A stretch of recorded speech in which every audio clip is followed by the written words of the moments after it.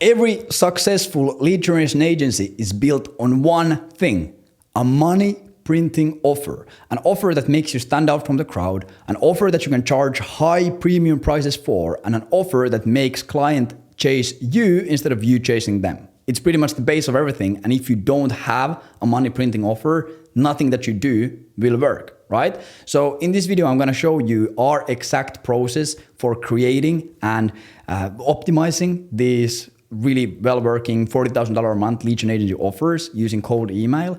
And this is gonna work for you no matter what niche you are in, even if you don't have case studies, even if you don't have experience, even if you haven't run cold email before, it's gonna work for you. Just trust me on this. So if you run a lead generation agency or you're planning to run one in the future, make sure that you lock in, because without this, understanding this process, you're gonna be cooked. You're not gonna make it, right?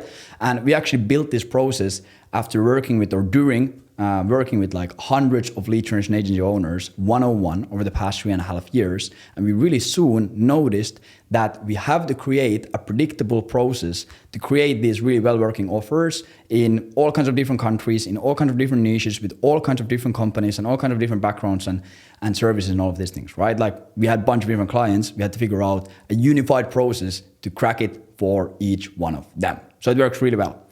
So to get into it, the first thing that you have to use this process is you have to have some kind of baseline offer, right? So if you're just starting out, maybe you have just like read Alex Ramos's book, you picked a niche, I'm gonna go target these kinds of companies, and these are gonna be the main outlines of my offer. And if you want, I can talk about our specific offer creation process also in the next video, but you have to have some kind of base offer. You know pretty much what you're delivering, and you know who you are selling it to, and that's pretty much the base. Maybe you have some kind of a unique mechanism, maybe you don't, just depends on the niche, right? But you should know at least some kind of idea that, hey, this probably would do well in this niche based on market research and based on just like looking around. So once you have your offer created, you have some kind of a funnel. This is pretty much usually the funnels that we build. We have the offer in the niche, we create the sales argument for the offer in the niche. So we create a sales argument that sells the offer to the niche. VSL, funnel, all of that stuff. And when you do it correctly, it's gonna create you really nice positioning. And once again, we can talk about this a bit later on in other videos if you drop me a comment or do something. But yeah, once you have your base idea of your offer, once you have your first idea, what we have to do is we have to go and validate the offer. We can go to the market and use cold email to see if this offer works or if it doesn't, and how we can change it so it works better. Creating an offer is not an event. It's not something that you just do once and then you get rich. It's a process. You create your first offer, then you go and you test it and validate it. You get some feedback, you go and change it, and you do it over and over again until it just fucking prints. So there's a really great quote from Victor Schwab, who's one of the most powerful copywriters in history, and he was also the man behind getting How to Win Friends and Influence People into one of the most famous books in the world on the topic. And he said that the truth is that only the market knows what will work. You can only discover it by putting it in front of them, right? So some people have this massive ego. I know better what the market wants. I know what this offer is gonna fucking print. Like the market just doesn't understand it.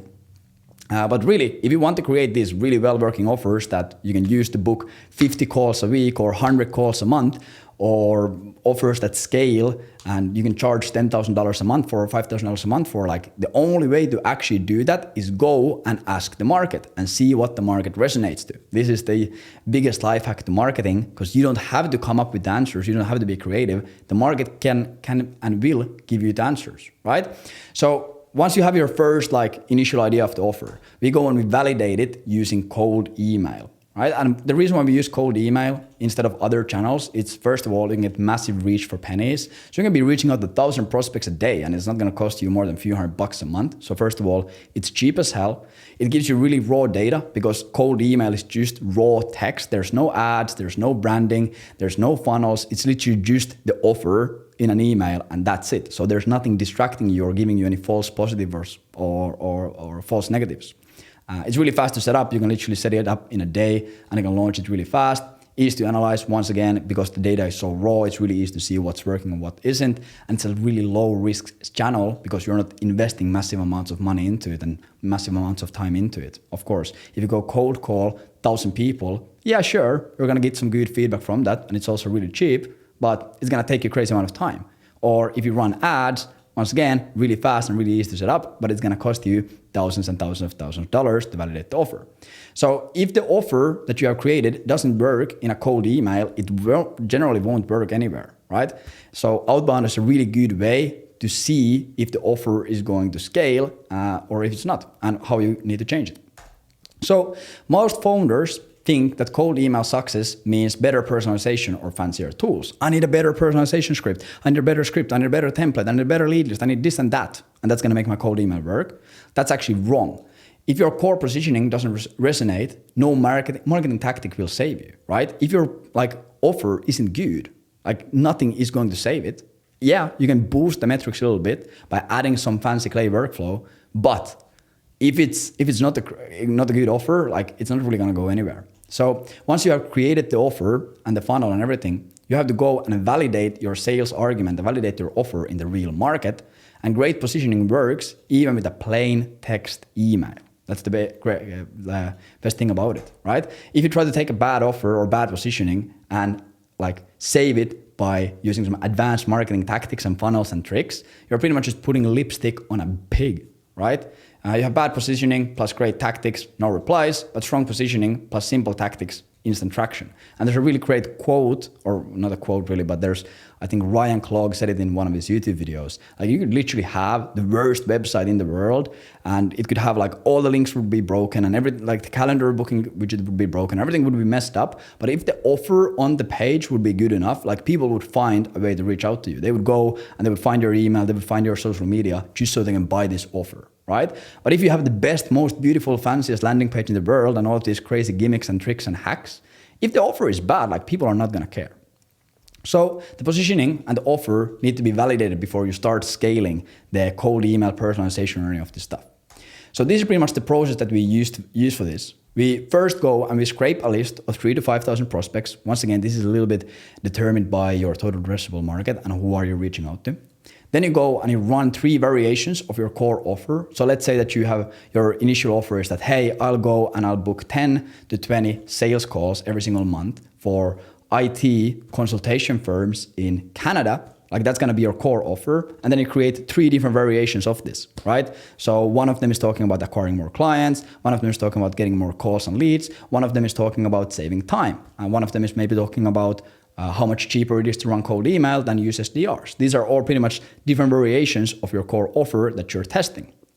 You go and you run that to that list, and you go and see, did you generate over 50 positive responses? And once again, this KPI is a little bit determined by the niche, the size of your offer, who are you reaching out to, etc. So in some niches, you actually need more responses to see that it's an actual winner. In some niches, even if you get 15, you're like, holy shit, this is cracking. And only if the offer resonates and only if you get enough of positive responses on cold email, then you go and you implement advanced personalization using tools like Clay or other tools, or you scale to other channels like LinkedIn, cold calls, Meta. And once also it works, you pretty much just keep bumping up the volume and you scale campaigns to predictable $30,000 to $100,000 a month in extra pipeline. But then if you run the offer on cold email, you run the campaigns, and it doesn't work and nothing really happens, you pretty much go and iterate it again. So if you haven't done more than 3 iterations, you go and you gather more feedback, you tweak the offer, you look at the responses you got, you change the targeting depending on who responded and who didn't, and you go run it again. And then once again, you run the same gambit. You look at if you got plus 50% responses, if one of those variations worked better than the others, and you run it again. And once again, if you don't hit the KPI, once you have run the test or run the variations 3 times, you know that, okay, you're in the wrong direction. You're completely in the wrong, and this can't really be saved by making some tweaks in the copy. Your offer is just fundamentally wrong. So you either don't really understand what the niche wants, you don't understand how sophisticated they are, you don't understand what the competing offers are, and you go and you rewrite your sales argument, you recreate the offer, right? And you start talking about other things. So you go and do more deep market research and recreate the offer. And once you have done that, you go and you run the process again. And you pretty much spin this loop until you are able to get 50 positive responses from 5,000 leads, and then you go and you scale it up. And then once your message is validated and it works and you're getting the KPIs, you can also start using more advanced personalization tricks, like here I said, to once again stand even further up in the prospect's inbox. So this would be a great example of a weak commodity-based email, something that a lot of like commoditized agencies that are really struggling to book meetings with are really struggling to book meetings would use. So they would say something along the lines of, "Hi John, we help SaaS companies book more meetings through cold email. Are you looking to scale your outbound efforts?" Right? Something super basic, like you just look the same as everyone else. So once you have it validated, you can go run something like this. So these are pretty much to the same niche with the same exact offer, but you're using more advanced personalization in your cold emails, and you can run this at scale using Clay. So it would say something along the lines of, "Hi John, I noticed TechCrunch featured your Series B announcement last week. Quick question. With headcount going from 50 to 120 over 18 months," so this would be a prediction pulled from their Crunchbase profile, or so from TechCrunch. "Have you stress tested whether your lead flow can support 2.4x the sales team? Most companies hit a wall around 2 to 4, around month 3 to 4 post-funding when the math stops working out. Curious if this is on your radar yet." So here we are pretty much running the same exact offer to the same exact niche, but because we have been implementing like more advanced stuff to the campaigns, we are able to personalize it way further, and we are able to show that, hey, we actually understand the niche and we actually understand the potential problems, and we showcase expertise through the messaging alone. So if you compare these two emails, like which one do you think will get a response from a SaaS founder who has just raised a Series B? Like obviously this one, because like they read this and they're like, holy shit, this guy gets it, this guy understands it.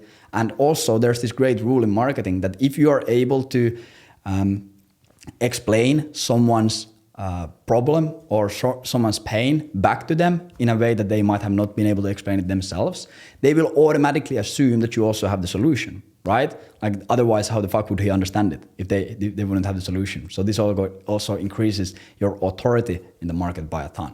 That's pretty much how you take an offer for your lead gen agency. You go and validate it, and you go run it up and actually make sure that you're able to scale. Of course, if you want to scale your B2B lead gen agency, go check out Agent Velocity from the link below. We help B2B lead gen agencies scale. So go check that out, and I will talk to you on the next one. Take care. Bye.